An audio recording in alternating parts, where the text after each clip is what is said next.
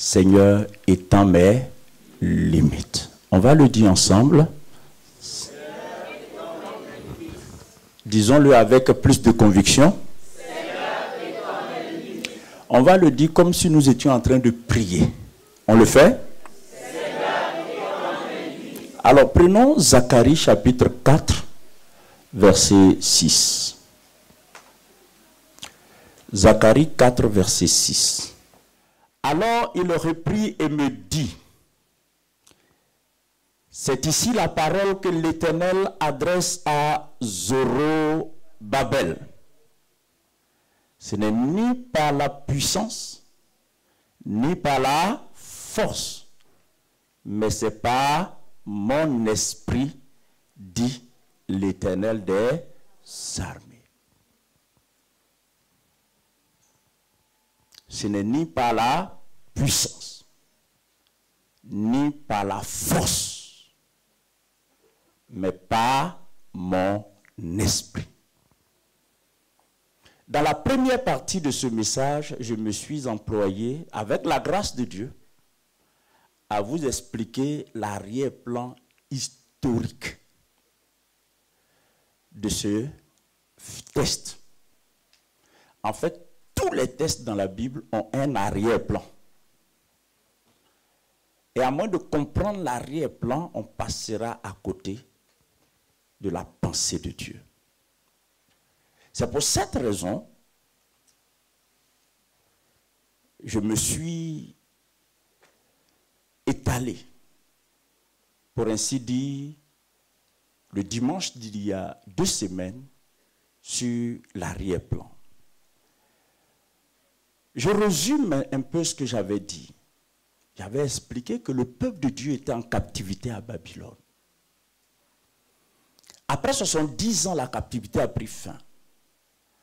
Et la fin de cette captivité a été concrétisée par la suscitation. Donc Dieu va susciter un homme, un oint du nom de Cyrus. Et Cyrus va signer un décret autorisant les captifs à retourner à Jérusalem. Mais avec pour feuille de route de bâtir la maison de l'Éternel. Donc une première vague va retourner. Dans cette première vague, ou à la tête de cette première vague, il y avait Zorobabel et Josué. Pas le Josué qui a succédé à Moïse, mais un autre Josué. Zorobabel était gouverneur et Josué souverain sacrificateur. Une fois arrivés à Jérusalem, comme indiqué dans leur feuille de route et dans le décret du roi, ils vont s'atteler à rebâtir le temple de l'Éternel. Si vous prenez le livre d'Esdras, au chapitre 1, le roi signe le décret. Au chapitre 2, le recensement de tous ceux qui sont revenus de Babylone à Jérusalem. Au chapitre 3, les travaux de reconstruction sont entamés. La première chose qui va être restaurée, c'est l'autel de Dieu. Après avoir relevé l'autel de Dieu, ils vont s'attaquer au temple. Pour cela, ils vont poser les fondements. Une fois la fondation posée et les travaux se poursuivant, nous sommes au chapitre 3. Au chapitre 4, l'ennemi d'Israël pointe le nez. Comme je vous ai expliqué, chaque fois que Dieu entreprend de restaurer l'ordre des choses, chaque fois que Dieu entreprend de rectifier les choses et de créer les conditions qui favorisent son règne, le diable se manifeste. Que ce soit dans la vie d'un individu ou dans la vie d'un peuple. Et c'est valable pour l'Église. C'est pour cette raison. Chaque fois que tu prends la décision de mettre les choses en ordre dans ta vie, lequel ordre doit permettre à Dieu de régner et donc de travailler à ton épanouissement, parce que les deux choses ne sont pas opposées. Comprenez cela? Le règne de Dieu est synonyme de ton épanouissement. Non, tu n'as pas compris. Je disais que le règne de Dieu dans ta vie est synonyme de ton épanouissement. Il n'y a pas d'épanouissement là où Dieu ne règne pas. C'est pourquoi la Bible dit, et c'est Jésus qui dit cela, cherchez premièrement le règne et la justice de Dieu, le royaume et la justice de Dieu, et toutes les autres choses. Le règne et la justice appartiennent à Dieu. Toutes les autres choses, c'est ce qui participe à notre épanouissement. Il ne faut pas séparer les deux choses. C'est illusoire de rechercher son épanouissement, de courir après son épanouissement, tout en foulant le royaume de Dieu aux pieds. En tout cas, pour nous qui sommes chrétiens, nous devrons comprendre qu'il y a une relation étroite entre le règne de Dieu et notre propre épanouissement. Entre le règne de Dieu et notre bonheur. Entre le règne de Dieu et notre prospérité. Si tu comprends cela, ça va être une grande bénédiction pour ta vie. Donc, chaque fois que, en tant qu'individu, comme en tant que peuple, chaque fois que nous prenons l'engagement de faire les choses pour permettre à Dieu de régner, le diable sait que s'il laisse les choses se faire et que Dieu règne, ça va se résulter en quoi pour nous? Épanouissement, prospérité, bonheur, bien-être, bénédiction. Ça, il redoute cela. C'est ainsi que, quand le diable s'est rendu compte que, vous voyez, pendant 70 ans, il n'y avait plus de temple à Jérusalem. Et ça plaisait au diable. Ça plaisait aux ennemis du peuple de Dieu. Tu sais, quand tu es chez toi, quand la vie spirituelle de quelqu'un est en ruine, le diable est content. Quand il n'y a plus d'autel dans ta vie, quand il n'y a plus de sanctuaire dans ta vie, en d'autres termes, quand Dieu n'est plus célébré dans ta vie, le diable est content. Quand je parle de célébrer, je ne parle pas juste des chants que nous fredonnons à un moment donné de la journée. Mais je parle d'un cœur où Dieu est adoré, où Dieu est reconnu, où Dieu règne. Quand Dieu règne dans un cœur, ça veut dire que ce cœur est véritablement son temple. Vous savez, un temple peut en avoir, n'est-ce pas, l'extérieur, la forme extérieure, mais la substance qui fait, n'est-ce pas, des murs, un temple peut ne pas être là.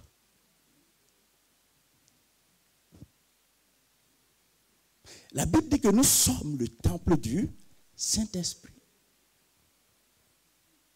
Nous, toi, tu es le temple du Saint-Esprit. Je suis le temple du Saint-Esprit. Mais vous savez, un jour, la Bible dit que Jésus est entré dans un temple. Et en lieu et place de l'adoration qu'il devrait voir, des prières qu'il devrait voir, vous savez ce qui se faisait dans le temple? Un commerce était établi dans le temple. La vocation d'un édifice peut être déviée. La vocation d'un édifice peut être déviée. Cette bâtisse, au temps du Seigneur, était consacrée à Dieu. C'était le temple de Dieu. Mais il y avait du commerce qui s'y pratiquait. Ça a tellement irrité le Seigneur qu'il a dû chasser les vendeurs. Et quand il les a chassés, il a dit ceci. Ne savez-vous pas que ma maison est une maison de prière et vous en faites une taverne de voleurs? La vocation d'un édifice. Tu es un édifice et je suis un édifice. Tu es le temple de Dieu et je suis le temple de Dieu. Dieu nous a rachetés pour que nous soyons son temple. Et le désir de Dieu, c'est qu'il monte de notre vie de l'adoration pour lui, des louanges pour lui. C'est que sur l'autel de notre cœur, il soit constamment brûlé de l'encens et de l'holocauste pour notre Dieu. Tu es le temple de Dieu. Mais voyez, en tant que temple, si le temple ne fonctionne plus comme un temple, le diable est content. Le monde est content. Les démons sont contents. À partir de quel moment un temple peut ne plus fonctionner comme un temple? Quand il n'y a plus de prière vivante, quand la communion avec Dieu devient fade, quand toi-même tu ne crois même plus aux prières que tu fais, quand tu n'as pas de temps avec Dieu, quand tu ne passes pas du temps dans la présence de Dieu, c'est-à-dire le temps que tu passes dans la présence de Dieu est dérisoire. On ne peut pas évaluer ça. Toi-même, ça t'ennuie. Par contre, le temple est temple quand l'adoration qui monte du cœur est une adoration dynamique, est une adoration vivante, est une adoration qui a de la substance. C'est-à-dire Dieu sait qu'il est adoré par ce cœur. Ça veut dire que ce temple est vraiment un temple. Pendant que je parle, j'espère que tu es un vrai temple pour Dieu. Si tu ne l'es pas, tu peux te ressaisir. Tu peux permettre que de l'ordre soit mis dans ta vie. Tu peux permettre que les fondements soient relevés. Tu peux permettre que l'autel soit rétabli. Pour qu'enfin, Dieu puisse avoir dans ta vie la place qui lui revient. Dis Amen. Zorobabel et Josué, avec tout le peuple derrière eux, ils s'étaient donc engagés à construire, à relever les murailles, à construire le temple. Nous sommes au chapitre 3 d'Esdras. Au chapitre 4, l'ennemi pointe le nez. Avec la pression de l'ennemi, les travaux vont être interrompus. Et cela pendant 16 ans. Ce n'est pas explicite, mais les recherches aboutissent à ça. Pendant 16 ans. Pendant 16 ans, les travaux sont interrompus. Zorobabel vaque à ses occupations. Josué vaque à ses occupations. Les Juifs à Jérusalem vaquent à leurs occupations. Cette affaire de temple est mise entre parenthèses. Au bout des 16 ans, Dieu va susciter 2 prophètes. Dis avec moi 2 prophètes. Dieu va susciter 2 prophètes. Quand vous entendez prophète, entendez tout de suite révélation. Prophète est synonyme de révélation. Dis avec moi, quand tu entends prophète, entends révélation. Et chaque fois que, écoutez très bien, je développerai ça dans les temps à venir. C'est une promesse. Dis, ça va s'accomplir. Alors, quand tu entends prophète, pense à révélation. Et quand tu entends révélation, ça veut dire que le ciel est sur le point d'agir. Vous savez quoi? Dieu n'est pas bavard. Chaque fois que Dieu dit quelque chose, c'est qu'il est sur le point de...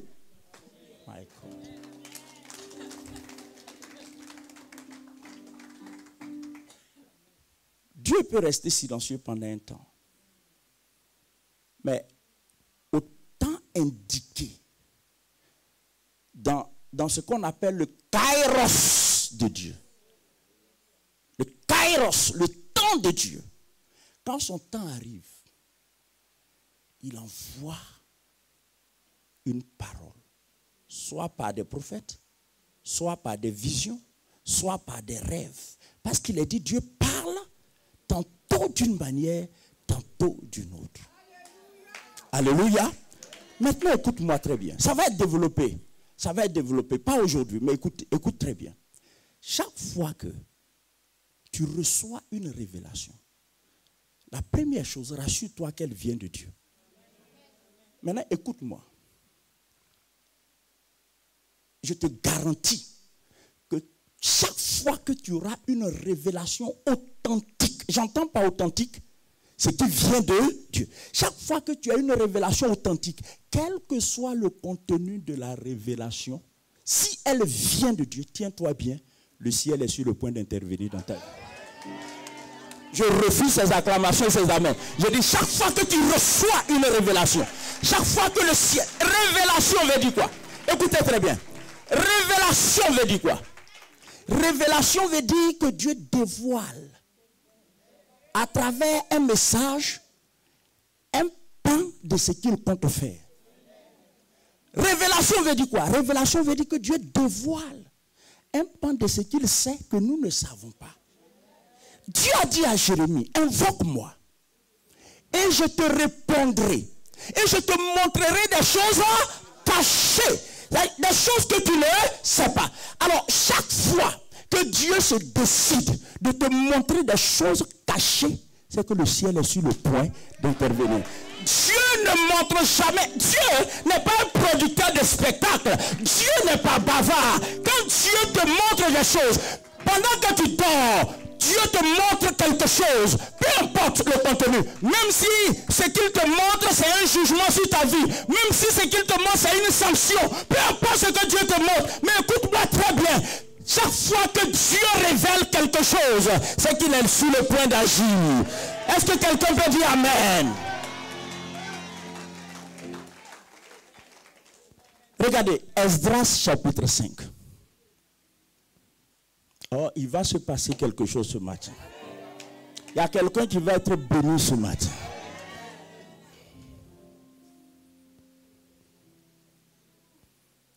Esdras chapitre 5. Aidez-moi, médias, s'il vous plaît. Esdras chapitre 5. Regardez. Allons au chapitre 4, verset 1. Et on revient au chapitre 5. Regardez, au chapitre 4, souvenez-vous, au chapitre 3, il y avait quoi? Au chapitre 3, le temple était en train d'être rebâti. Au chapitre 3. Au chapitre 1, décret de libération des captifs. Au chapitre 2, le recensement de tous ceux qui sont revenus. Au chapitre 3, les travaux ont commencé. Et au chapitre 4, les ennemis de Juda et de Benjamin apprirent que les fils de la captivité bâtissaient un temple à l'Éternel, leur Dieu. Donc c'est à partir de là qu'il va avoir interruption des travaux. Parce que l'ennemi n'est pas content. Mais je déclare que le temple de ta vie sera relevé s'il est en ruine. Dieu va retrouver dans ta vie l'adoration qui lui était due, qui lui est due et que tu lui adressais autrefois. Dieu va retrouver. Les ennemis de Juda vont provoquer l'interruption des travaux. Au chapitre 5, Agé le prophète et Zacharie, fils d'Iddo, le prophète, prophétisait. Waouh, 16 ans après. Il y a 2 livres prophétiques dans la Bible, le livre d'Agé, 2 chapitres, et le livre de Zacharie. Vous comprenez? Alors, chaque livre prophétique est adossé au moins à un livre historique. Chaque livre prophétique. C'est-à-dire que vous ne pouvez pas étudier un livre prophétique indépendamment des livres historiques. Vous allez vous fourvoyer. C'est clair? C'est parce que les gens ne savent pas ça qu'ils disent que les livres prophétiques, c'est difficile à comprendre. C'est compliqué. Oui, parce qu'au fond, quand les prophètes sortaient pour prophétiser, ils prophétisaient en fonction des circonstances qui constituaient la trame de la vie des gens à cette époque. Oh oh. Quelqu'un m'écoute? Vous voyez par exemple, nous sommes en train d'examiner, d'étudier, d'analyser Zacharie 4, verset 6. Mais pour mieux comprendre ça, on est dans un livre historique, le livre d'Esdras. Et je suis convaincu que le petit tour qu'on a fait a éclairé ton esprit, a éclairé ta lanterne. Ça te permet d'être plus disposé à comprendre. Alors, les travaux sont interrompus. 16 ans après, Dieu suscite un homme âgé.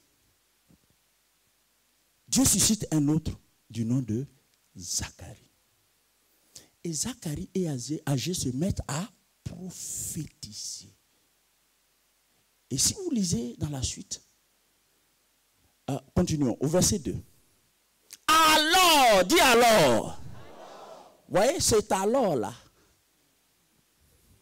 Vient à la suite de quoi? Zacharie et Agé prophétisaient. Retournons au verset 1. Qu'est-ce qu'ils ont dit? Ils prophétisaient aux Juifs qui étaient en Juda et à Jérusalem au nom du Dieu d'Israël. Est-ce que vous suivez? Maintenant, le livre d'Esdras n'a pas pour vocation de relater toutes les prophéties. C'est pour ça qu'il y a eu un livre de Zacharie pour dire tout ce que Zacharie a prophétisé. Maintenant, on va voir le contenu de la prophétie de Zacharie. Zacharie chapitre 4, verset 6. Et puis quand on va lire Zacharie 4, verset 6, on va lire Esdras 5, verset 2. On fait un peu de la navigation biblique, quoi. Regardez, Zacharie 4, 6. Alors il reprit et me dit, c'est ici la parole que l'Éternel adresse à Zorobabel. Ce n'est ni par la puissance, ni par la force, mais c'est par mon esprit, dit l'Éternel des armées. Esdras chapitre 5 et le verset 2. Esdras 5, verset 2. Alors Zorobabel, fils de Shealtiel et Josué, fils de Jothadak, se levèrent et commençaient à faire quoi?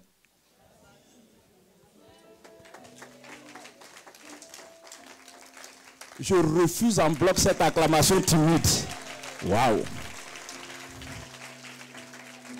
Alors, si tu as suivi, qu'est-ce qui les a motivés à se lever? S'ils se sont levés, ça veut dire qu'entre-temps, ils étaient comment? Je déclare que tout ce qui a provoqué que tu t'asseyes, tu vas te lever au nom de Jésus. Je dis, rien ne te fera asseoir, rien ne te bloquera.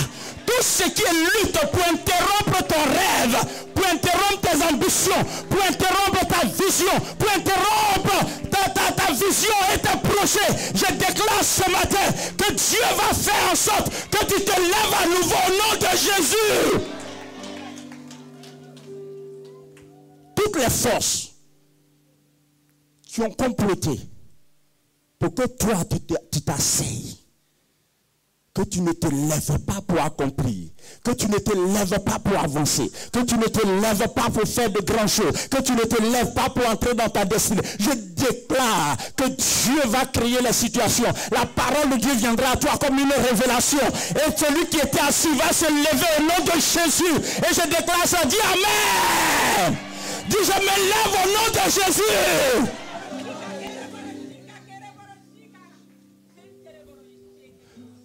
Mes amis, le diable peut tout faire. Il peut réussir pendant un temps, mais la révélation viendra mettre fin. La révélation. Il se levait et commençait à bâtir. Alléluia. Avant d'aller plus loin, revenons à Zacharie chapitre 4. Donc, il est midi moins 5 et je viens de finir l'introduction.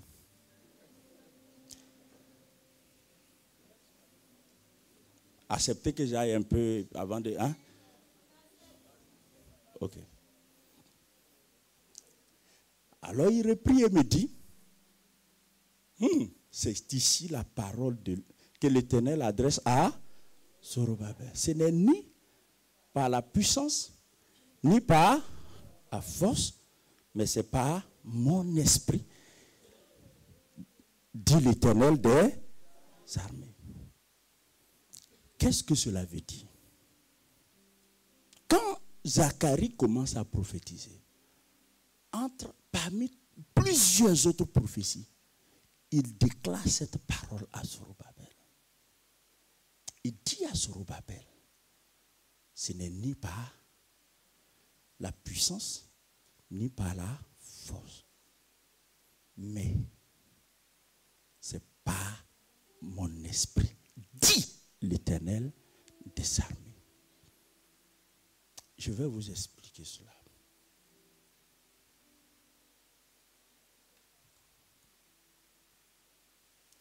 Ce n'est ni par la puissance, on va le dire ensemble.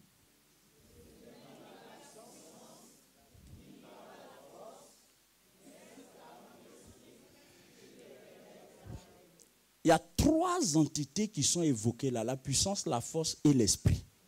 Mais en réalité, il y a deux entités. La puissance et la force, c'est pareil. Donc ce n'est ni par la force de l'homme. Zorobabel, ce n'est ni par ta force. Ce n'est ni par ta puissance. Mais par mon esprit. Donc, entre ces deux éléments, ces deux entités, il y a un troisième élément qui est complètement caché et que je vais évoquer tout à l'heure aussi. Mais commençons par la puissance et la force. Quand Dieu dit à Zorobabel, ce n'est ni par ta puissance, permettez que je dise ça sous cette forme. Quand il le dit ainsi, comprends que Zorobabel est homme comme toi. Alors, écoutez, chaque être humain a 6 ou 7 ressources qui alimentent sa force et sa puissance. Tu es fort par 7 choses. Il y a 7 choses qui rendent tout être humain fort. 7.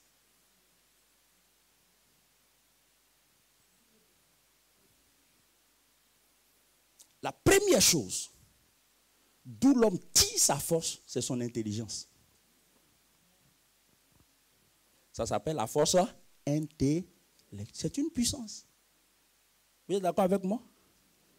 L'intelligence est une puissance.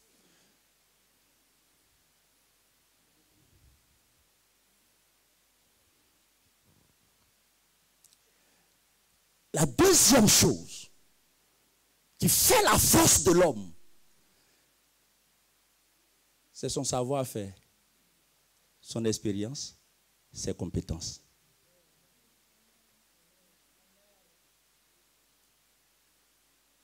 Première chose, ton intelligence. Deuxième chose, ton savoir-faire, ton expérience, tes compétences. En fait, en exploitant ton intelligence, tu as acquis une certaine expérience. Tu as acquis un certain savoir-faire. Tu as acquis une certaine compétence. C'est une autre ressource que tu as. Il y a des gens qui sont intelligents mais qui n'ont pas de compétences.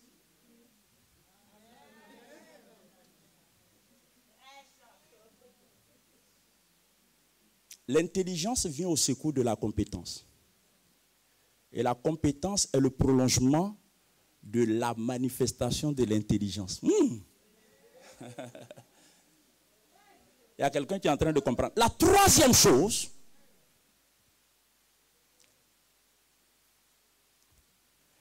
la première chose, c'est quoi? Alors, mettez dans l'intelligence tout ce que vous voulez, tout ce qui est, comprenez? La deuxième chose, le savoir, les compétences, les acquis professionnels. Dans ça, il faut mettre tes diplômes et tout ça, quoi. Capacité. La troisième chose, ce sont tes finances. Vous savez, comme on n'a pas les mêmes comptes en banque, sur le plan financier, on n'a pas les mêmes forces. Les finances, c'est une force.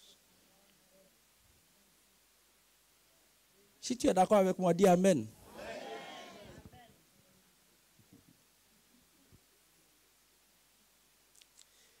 La quatrième chose,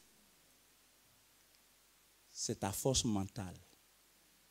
C'est différent de ton intelligence. Il y a des gens qui sont intelligents mais qui ne sont pas courageux.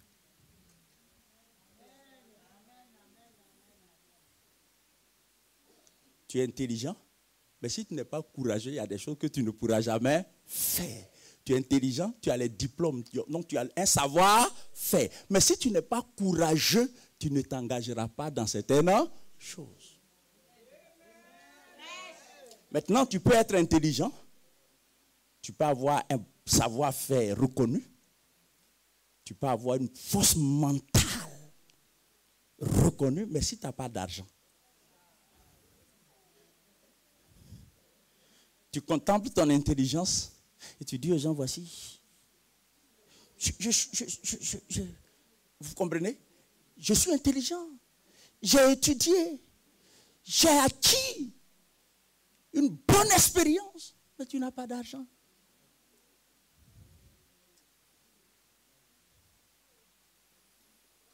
Première source de force pour l'homme, c'est quoi? Deuxième? Troisième? Quatrième? Cinquième? Le matériel. C'est une autre source de force. Tes ressources matérielles. C'est différent de tes ressources financières. Ça se ressemble, mais c'est différent.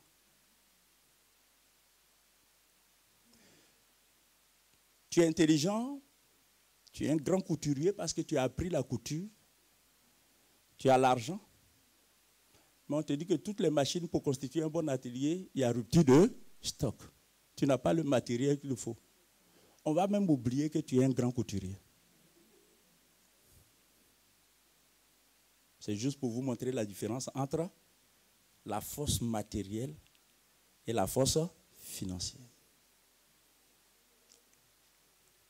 Sixième, la force physique. La force. En fait, je suis en train d'énumérer les éléments qui font d'un homme une personne forte et puissante. Maintenant, comprenez, tous ces éléments-là, nous les avons tous, mais à différentes échelles, différents degrés. Bon, c'est malsain de dire qu'il y en a qui sont plus intelligents que d'autres. On m'a dit qu'il y en a qui exploitent mieux leur intelligence que d'autres. Est-ce que vous voyez ça? Mais pendant que certains exploitent mieux leur intelligence que d'autres, les autres qui exploitent moins leur intelligence sont très courageux. sont très déterminés. C'est-à-dire mentalement, ils ont des dispositions que l'autre qui est plus intelligent n'a pas. Dans tous les cas de figure, ce à quoi je suis en train de m'employer, c'est pour vous faire comprendre. Quand Dieu disait à Zorobabel, ce n'est ni par ta puissance, ni par ta force, le contenu de puissance et force là. C'est ce que je suis en train de vous expliquer.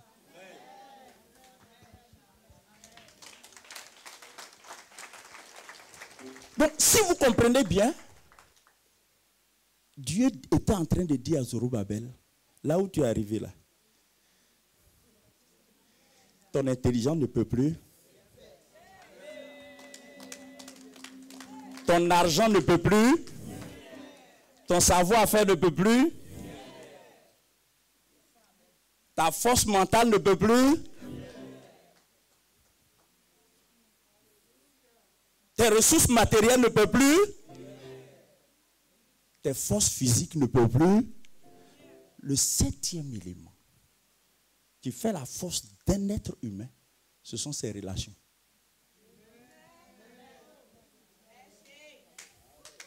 Ses relations. Tu sais quoi? Tu peux ne pas avoir l'argent pour faire quelque chose. Si tu as de bonnes relations, tes relations... Est-ce que je parle à quelqu'un? Les relations.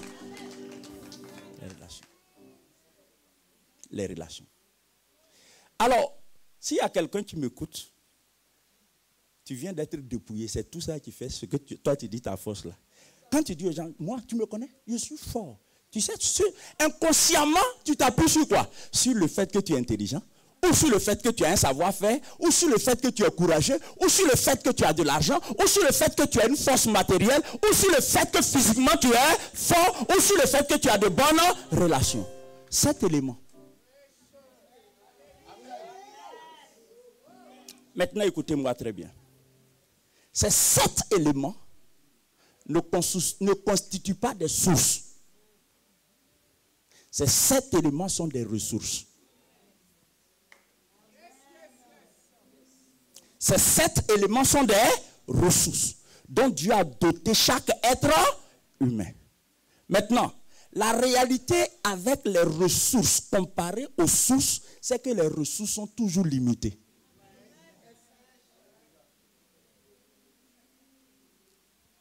Aucune ressource n'est infinie. Non, tu ne comprends pas. J'ai dit, aucune ressource n'est. En d'autres termes, tu as beau être intelligent, un jour tu vas être confronté à une situation où ton intelligence ne peut rien.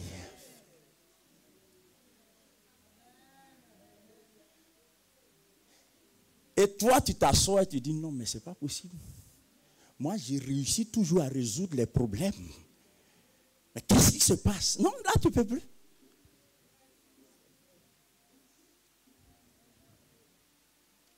Alors, rapidement, qu'est-ce qui expose les limites de notre force et de notre puissance? Ça, c'est la deuxième partie. La première partie, je vous ai décliné les 7 éléments qui constituent la puissance. Regardez, vos parents, vos amis, vos collègues qui parlent et qui... C'est sur ces 7 choses qu'ils comptent. Il y en a, ils ne comptent pas sur ces 7 parce qu'ils n'ont pas toutes les 7 exprimées. Oui, généralement, quand vous rencontrez les gens pour qu'ils aient les 7 là, ces 7 permettent à l'homme de fonctionner normalement. Mais rarement on a ces 7. Si tu es d'accord, fais ça. Rarement on a les. Ceux qui ont les 7 au complet sont rares. C'est-à-dire, il est intelligent, il a le savoir-faire, il est courageux, il a les moyens financiers, il a les moyens matériels, physiquement, il est là, quoi. La force physique, c'est quoi? C'est la santé. D'abord, la santé.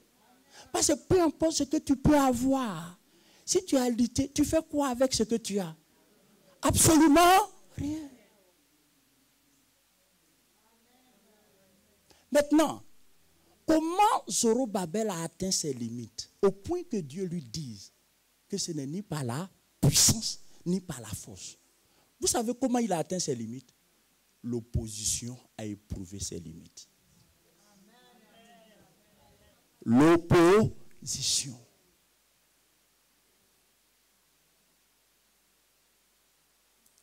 Tu ne sais pas quelle opposition tu vas rencontrer. Tu ne sais pas quelle attaque tu vas rencontrer. Tu ne sais pas quelle circonstance va pointer le nez dans tes affaires. Oui. Il y a des gens qui ont commencé quelque chose dans leur pays, alors que tous les espoirs étaient là. Il y a une guerre. Cette guerre-là est une circonstance désagréable qui met à mal tous tes rêves. Même si tu as les finances, tu as investi, mais la guerre là, tu as fait comment? Tu vas faire. Et c'est là que l'homme se rend compte que mais je suis limité. Que mais il y a des choses que je ne peux pas faire. Pour vous qui m'écoutez, peuple de la nouvelle alliance, écoutez-moi très bien. Ne vous comportez pas comme les ignorants.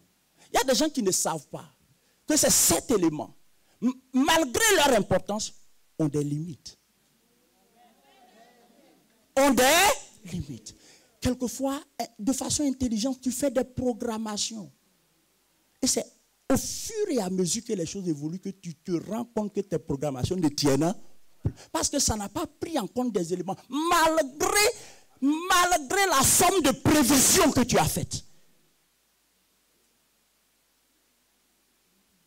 Dieu dit à Zorobabel, là où tu te trouves maintenant, la situation dans laquelle tu te trouves, ton intelligence ne peut plus rien faire. Et donc, regardez ce qui est dit. Il dit, ce n'est ni par la puissance, ni. Alors, la conjonction de coordination, ni, est de la même famille que le verbe nier. Et nier, c'est annuler.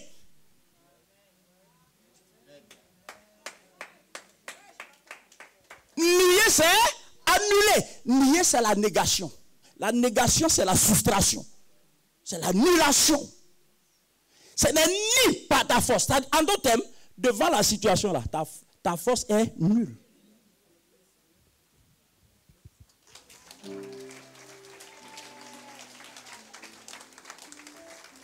Maintenant, j'aime la façon dont Dieu a présenté les choses. Dieu a dit force nulle, puissance nulle. Mais, alléluia! Oh, dis avec moi, force nulle, puissance nulle. Oh, est-ce que quelqu'un est en train de me suivre? Est-ce que quelqu'un est en train de me suivre? Regarde. Force zéro. Puissance zéro. Suivez-moi. Puissance. Force. Il y a un mais. Le mais est une conjonction qui introduit une opposition.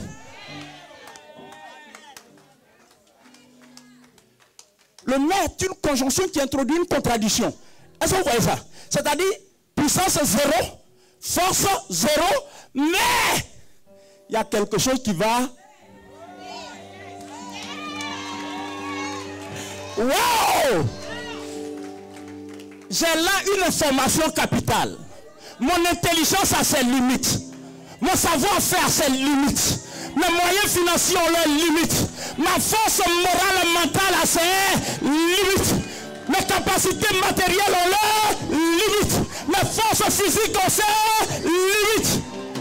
Mes relations, ma famille, mes connaissances ont leurs limites.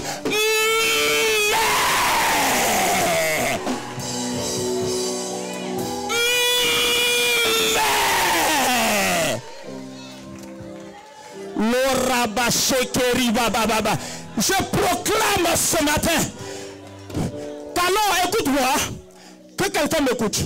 Alors que les nini se succèdent dans ta vie, je suis là et je lève la main et je déclare qu'un main va s'introduire dans ta vie pour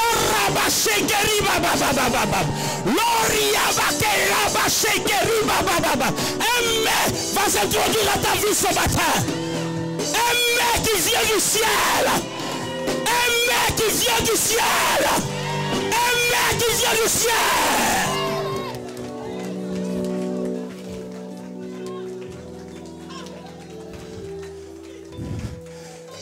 Mes amis, acceptez que je reprenne. Ta puissance, ta force. Alors, tu sais quoi?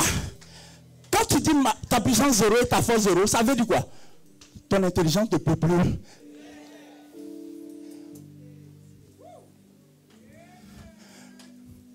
Maintenant, il y a quelque chose. Tu sais, quand les païens, ceux qui ne connaissent pas Dieu, quand ils sont confrontés à la nullité de leur puissance, à la nullité de leur force, ils ne savent plus quoi faire. Il y en a qui finissent dans le suicide. Pourquoi? Vous savez pourquoi? Parce qu'il n'y a pas de maître dans leur vie.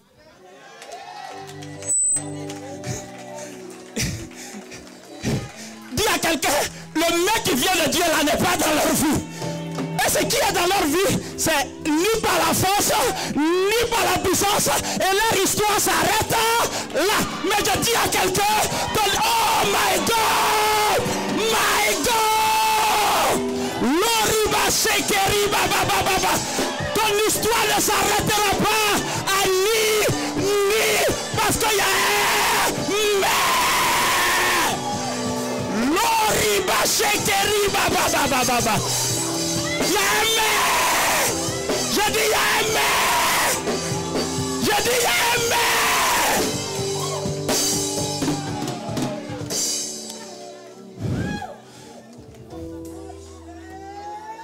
Lori, vous savez quoi?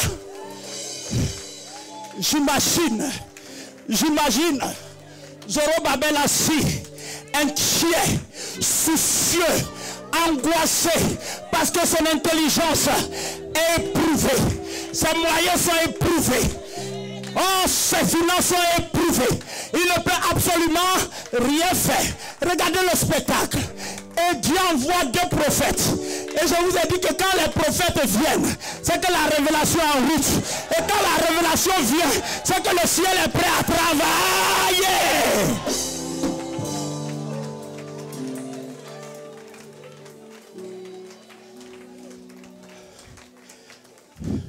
Regardez le spectacle.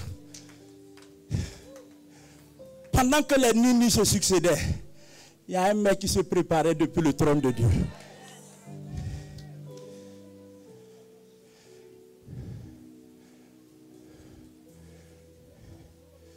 Ce que Dieu veut te dire ce matin, ce n'est pas parce que ton intelligence est arrivée à bout.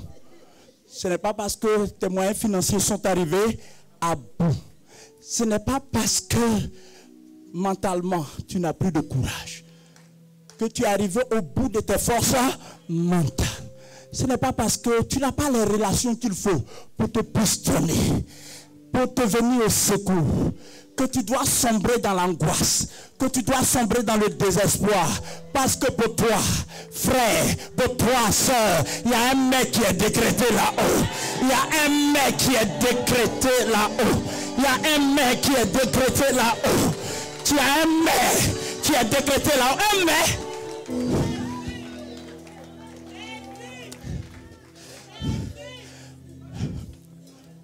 Suivez-moi. Vous savez, ce n'est ni par ta force, ni par ta puissance à créer un décor, mais un décor lugubre, un décor de tristesse, un décor d'abattement, un décor de désespoir. Et quand le mais intervient, il y a un changement de...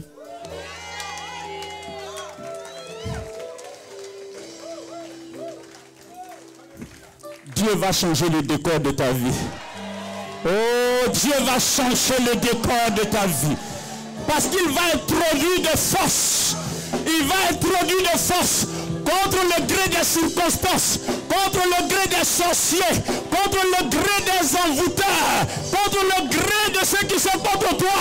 Je déclare que l'Éternel Dieu va introduire un maître puissant dans ta vie. Il va renverser les circonstances. Il va changer le décor. Il va créer un autre décor dans ta vie. Je déclare. Dis Amen.